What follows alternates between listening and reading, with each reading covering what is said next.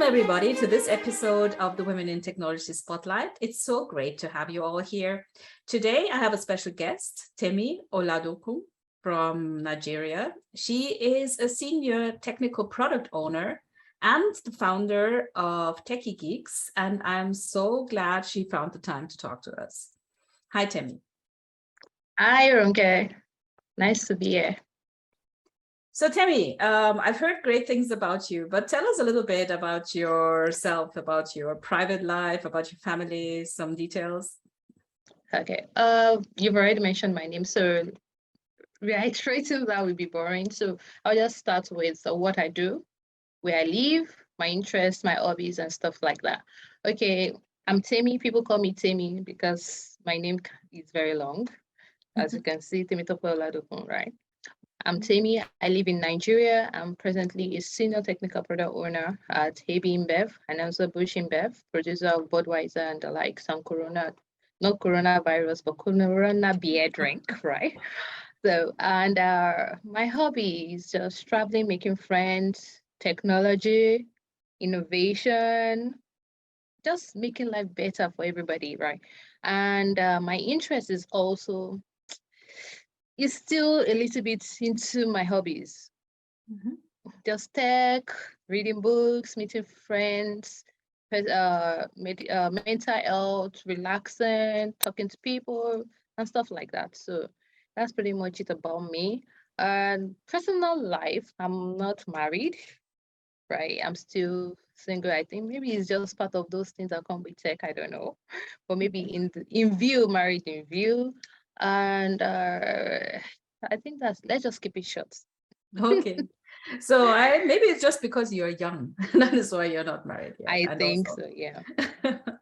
So you already mentioned you're in tech and you are one of the women in tech. Obviously, this is the Women in Tech Spotlight, and you were recommended very warmly by Pamela, who did an interview with me recently.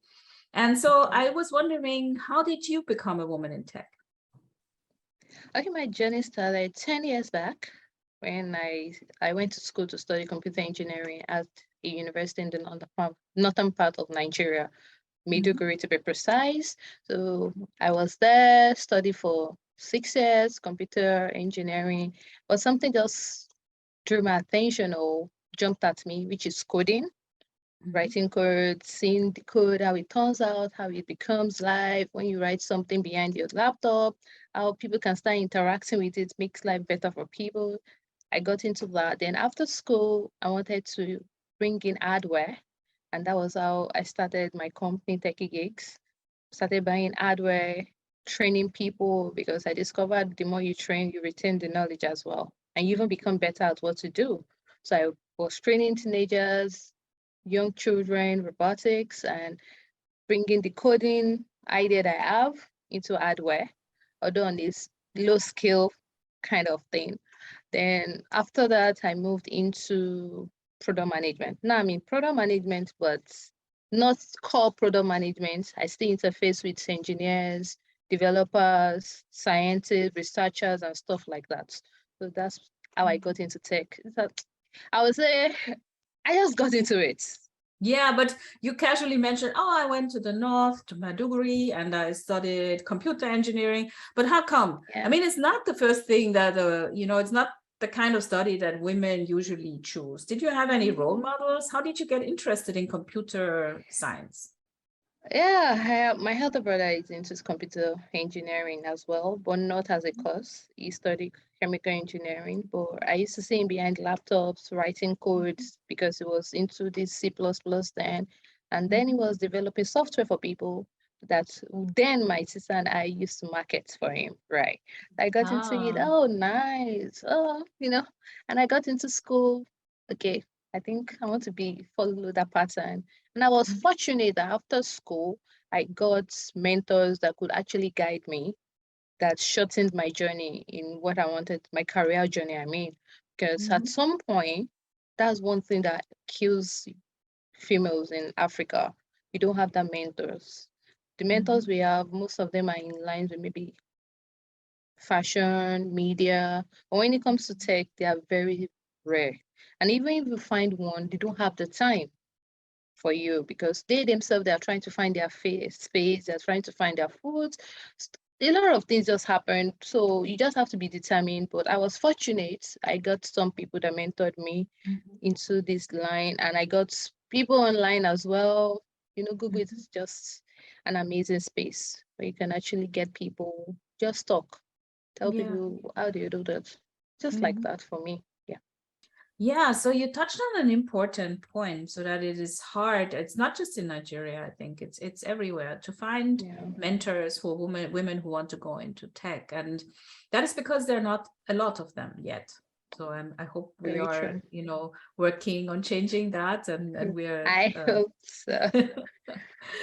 But this brings me to the next question, because you said you went to the north to study after school, and how was that? I mean, were there many women in your course, or was it mostly men? And how did you enjoy studies? That's a very good question, because interestingly, I have like 4 women in my class, 4 to 6 in my class studying computer engineering. But if I look back now and maybe taking account of the people that still remain in this field, not just in class, I don't think we are up to 3 or 2. Yes. Because a lot of people have actually fallen by the way, moved into something, maybe moved into something better. I won't say something there, because anything you're moving into is something better for you at that stage when you made your choice, right? So, like, let me just say 2 people, 6. So it's becoming a bottleneck. Where yes, we're many 6, but along the line we streamlined to 2, and now I don't know if I'm still the only one, because I lost contact with majority of them. I don't know. I don't see them anymore. Yeah, yeah. You said 6 is a lot. How many were there in the class? I mean, people on the whole. Seriously, I can't remember the number right now, but let's say 30. Approximately 30. Let me just say 30. Yeah, then 6. That's a bad number. 6 to That's 10. actually not that much, right? I mean, not that many women then. Yeah, but it's actually quite representative of what we see. We see that there are a few women, then we see that they drop out and they choose something, you say, better. But I think they would stay maybe if they found better opportunities within tech. So I'm glad that you stayed, and that you're one of the women in tech that remains. And tell me, what is it that is keeping you in tech? This question is a very good question. I'll say is one question that is also the answer to the question. What keeps me in tech is just something I want to do. I don't know if I will do any other thing aside tech. It gets boring. Even with product management, I was talking to a friend today that I'm getting bored. Because I no longer write code like before. I no longer build stuff like before. And you just interface with the business. You're not in charge of you're not part of the people building, even though you're contributing. I've always been an hands-on person, right? So I say that. So that's just the answer. Without tech, I don't think I will still do any other thing. Yeah, but that's amazing. I was just fortunate to find my journey very early on in life, right? I was just fortunate to find out. I think tech will do it for me. I think that's amazing, to have this passion for something and knowing that this is what you want to do. And it's not a gift that everyone has. So I'm glad you found your calling, as you said. And what I heard you say was that you are a person who actually enjoys creating things with tech. And when you talk about creating, and you also talked about, you founded this Techie Geek company to train people. And I think part is the creating, and the other part is maybe changing the world with what you create. Is that part of what fascinates you about tech? Yeah, because one interesting thing about tech is you get to create things, get to see how people implement what you have created in their lives, makes their life better, right? And also, even you yourself, you're also touching your life, because you also use those things. Because I'm a fan of, you build things that you can use. Ethics. I call it ethics in tech, right? So it's still something that makes you build things, you make life better, you see people live longer because they are not stressed, they are not all around you in Nigeria, for example, you always see problems. So as a tech person, it gives me this power that I can fix that problem. Well, I don't know if other department, I don't know. I've not explored it. I don't want to be myopic in my talk. I don't think other department will give me that leverage to solve people's problem like tech. Yeah. Like maybe buying products, just build an application. That's tech for crying out loud. So Because true. sometimes people find it difficult, logistic issues, supply chain. I want to buy something at the market. I can't go, especially during COVID, that people couldn't go out in Nigeria. Even when we were going out, it was kind of streamlined. People were ordering product online. And that's what tech. Even if you're ordering it on Instagram, Facebook, it's still tech, right? So I just feel like tech makes everything easy, provided we are conversant or we keep in check ethics in tech. Because, for every good thing, there's also the bad thing. Yeah. Yeah. So, I love that approach. And it's an interesting thing that I've seen talking to many African tech makers, because a lot of them, they are very passionate about making the world better for others. So I know this amazing couple in South Africa. They're building blockchain for supply chain topics, and their motto is also creating technology for good. And I think this is a big thing that we're seeing in Africa is, these young tech people going out and trying to fix the problems that we have in Africa with technology, because I think that technology as it is today is very democratic. Everyone has access to it through the internet. So you have this opportunity to create, right? yes. Yeah. That's a good thing about tech now. Yeah. I would say, okay, let me just streamline to AI, where my space is also, is decentralized. Everybody have information to this. There are a lot of courses coming on board for people to start sensitize people, to train them, to educate them, to kind of change their mindset about tech, to a lot of things, right? But I don't know. Tech is just the way. I don't want to be biased there. Yes, of course we're biased because we are in tech and we are here because we like it, obviously. But and what I would also love is for more women to be in tech, because I think the tech space is a great space for women, not just because you're part of changing the world. You're also, at this place where you can make good money in the end, better than with many other things, right? I mean, we have to mention that. Yes. I think it also is also part of the thing that followed me into creating my company then, because I was just like, okay, I'm building this stuff. Then grooming people for competitions, make their life better. You see kids that have the idea and they will just say, okay, I would like to build this. And from there, right, kids can actually build their passion that, oh, this is what I want to be. This is what, because I was fortunate, right? But I didn't start my journey very early. I started my journey like in my university, but I was introduced gradually by my brother that I see work with laptops and stuff like that. But imagine if I've been introduced in my elementary stage. Yes. Maybe building stuff, writing code. Maybe my journey will even be farther than this. Maybe I'll be in Google, Absolutely. who knows? Yeah. Absolutely. So, And I think that's a big point that you just touched on, because so many, especially girls, come in contact with computers and with computer science, engineering, and tech much later in life than boys, actually. And that gives us a disadvantage. We could be further in our journey if we started early. So this is a good thing you're doing by educating, catching them young. So when you look at the children that are also coming to your courses and you're educating, are there boys and girls, or is it mostly boys? it's mostly girls. Yes. It's mostly girls, right? A lot of them come, but some of them drop by the way. Some of them is because this teacher is a female teacher, this kind of sentiment. Let me come for the class. And they later fall in love with it. Some of them will feel like, oh, it's too rigorous. Oh, no, I want to stop. Because one thing about my training is if you're coming in, you have to just know you're giving your best. Tech does not mean because you are gender. Tech is not gender bias. tech has to be delivered the way it should be delivered, not because of your gender decide to deliver it this way. You understand? So if you're coming into my class and you feel like you can't take the heat, you need to leave the kitchen, you know. Yeah. But it's just fun. And some of them are so zealous, resilient, and you just see them going for it, going for it, going for it. And you just, wow, wow, wow.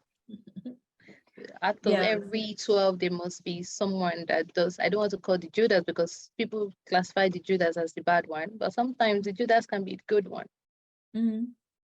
I think this is amazing, and it's very true that it doesn't matter what gender you are, you have to do a good job, obviously. But what I can see is obviously having a female role model is so important to attract other women, and that is, I think, one of the reasons also why I'm asking you for this interview is I want to show your face, because you're a role model to other African women who want to go into tech and maybe think, oh, might not be for me because it's mostly men and you don't see women. So it is important to see women like you, and especially for young girls, it's very important to have role models. I mean, not everyone is as lucky as you or I, that they don't need those female role models and they just do it because they're interested. So yeah, this is an amazing initiative. Even with me, I still need models, right? Because the journey can be very dry. It can be dark. Yes. There's sometimes that you just feel like jumping out of the bus. Sometimes you just feel like, who told me to come here? But when you look at the bright side of it, that you are saving people, you are making life better, you're building solutions for people. Like, for example, my team, we're building AI products. We're building NLP, computer vision, IoT products. We're building applications. We are building, and even with that, we are still researching. At some point, I had to tell them, my team, that I think the next set of people I'm recruiting are females, because this gender needs to be balanced, right? Because we have more men that are applying for the AI role, and I'm like, no. Diversity. So I'm bringing in more women. So I just feel like sometimes it can be dark, even when you are up there. There is no there in the field of tech. You can't be there. The more you get there, you discover the journey still continues. So yeah, you're right. We always need to have someone, that we can fill our tank. Yeah, exactly. And I think that's also the reason why these female tech networks are so important. Yesterday, I took part in a Women in IT conference track, and it was amazing. Just this conference room full of women. It was just such an uplifting feeling. And I think that is something we need, because as you said, it can be dark from time to time, just, being surrounded by people who are not like you. And in your case, you have been really successful so far, and this is good. But of course, all of us, we need support, You mentioned NLP, so I'm intrigued. What do you do with language processing? Because that is something I have recently come in contact with as well. With a company, he's working on translating African languages into each other. So I'm interested. Okay, for NLP, what we do with NLP is just to extract text, especially keywords that we really want from some of our merchandise. It could be receipts, it could be invoices. Some people call it invoices in another country. We call it receipt in Nigeria, right? So I'm using those two names so not to confuse the audience. So it could be receipt or invoice. It could be materials, maybe inventory booklets, stuff like that. So all you just need to do is just pass it through our application, and it extracts the major keywords that you want it to be extracted. That is just basically what we use it for. And I think based on what you just talked about, the language processing, you're talking about the corpus, the encoding, text. Sorry, don't let me talk. This is an interview, not a lecture, right? No, that's okay. Okay. So it's more about you encoding those texts as well. So it depends on the business case. So if it's going to be translating to African language, you have to take note of the tonal marks, because in Nigeria, we have name marks over our names, just like the Spanish that have like underneath their names, kind of, those things are things that we need to take note of as well. And one thing about it that I've also known, I've come to realize, is the processing speed of text sometimes can be very slow compared to images, because images can be pixelized, and the discovery or the research in the space of computer vision has gone far, far beyond what we have in NLP. Mm-hmm. There are still some things that we are still researching. That being said, that doesn't mean that there's no major breakthrough in that space. People are still Mm-hmm. researching, people are still saying stuff. I'm still reading research paper, I'm still brainstorming with my team, we're still coming up with ideas, and it's something that can be achieved, you know. So it's just, That's I've really just touched a little bit interesting. about processing. Yeah. I didn't realize that image processing was faster than language processing. So that's a very interesting point you just made there. Yeah, thank you for that. You're Yeah. welcome. So that sounds like an interesting application sorry, we were talking about artificial intelligence as well, right? What other projects are you working on with your team? Yeah, my team AI projects having its a section of NLP, computer vision, IoT, right? Then we also have some part of application software development. Then I also work on a little bit of RPA, robotics processing automation, where Mm-hmm. it's just the mini scale part of it. Mm-hmm. So it's just a little bit here, a little there.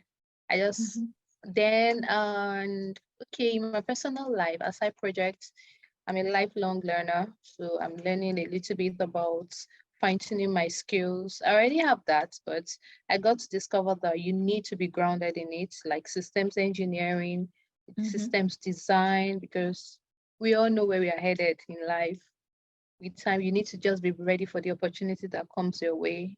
Not, yes, opportunity will always come, but are you Mm-hmm. ready to take the opportunity, you know? So I'm gradually learning that's also like system design, because this particular field or space I am now, senior technical product owner, right? I've actually opened my eyes to see that it's not just building products, it's getting it to the users in a way that there's low latency or high in some regards. Mm-hmm. The availability is also there, high availability. The throughput, all those things needs to come into play. It's not just building solution. Mm-hmm. Yeah, So it's those true. are things I'm beginning to just see, okay, let me put all those things together. Let me put Mm-hmm. them together and make them start making up, becoming Temi. Yeah, I think Yeah. it's very important to understand that when you're in tech, the learning never stops because tech evolves and there's always something new to know. There's new technology changes, and you have to be ready, you know. If you stop Yeah, learning, then that's the end of your tech career, basically. I mean, so exactly. yeah. Yeah. And also So a little Tim, bit of research. Yeah. yeah, I think, true. and a little bit of research, because I would say maybe next year I might move into research Mm-hmm. with my job. I just love to read. Okay, let me see, what are you doing there? Okay, Mm-hmm. Oxford University, what are you researching about? Let me know, you know. So you're a I just knowledge like to seeker. just, yeah, I just want to just know a little bit about, it's not a little bit, especially my field. I want to be grounded in a way that when you are being asked a question, you are not saying, I might not Mm-hmm. know everything. You can't know everything. But what you know, you should be able to speak with authority, something like that. So that's Yeah. what I'm trying to just like, okay, it's not easy, I know, but No, I but will it's get there something we someday. try to achieve, you know, that we have, you know, this basic knowledge that we have, that foundation to build upon, you know, and that Yeah, so that foundation should be solid. yeah, So yeah, so exactly. lifelong learning, you know, the ability to change the future, all this is part of tech and doing something for good and for other people. And if you look at yourself and you look back and when you were younger, what tips would you give yourself if you could tell your younger self something that you know now? Fail early, fail small, Mhm. resilience always win. Resilience and consistency always win. And gender is a thing of the mind. Mhm. Good Uh, point. yeah, I can keep talking about it. Gender is a thing of the mind. Consistency and resilience always win. feel small, Mhm. feel early. And I think let me just limit it to 3. Yeah. Let me No, limit that's it. fine. It's very good points and very important to understand. I mean, to succeed in life, you absolutely need resilience. You must be able, Mhm. when you try something out, be able to try it out and then fail Yeah. soon, instead of just keeping on doing something and then later Yeah. finding out that it was the wrong path. Wrong path. And of Yeah. course, gender is not something that should stop you from being whatever you want to be, because it's a construct. Gender is a construct. Yeah. And it doesn't Mhm. stop you from, achieving your dreams and the career you're interested Exactly. in. Yeah. Yeah. So that's good points. Thank you so much, Temi. Thank you, And Ranke. also, thank you for the time you've given me for the interview. It was a pleasure talking to you. Same here. Thanks so much for having me here.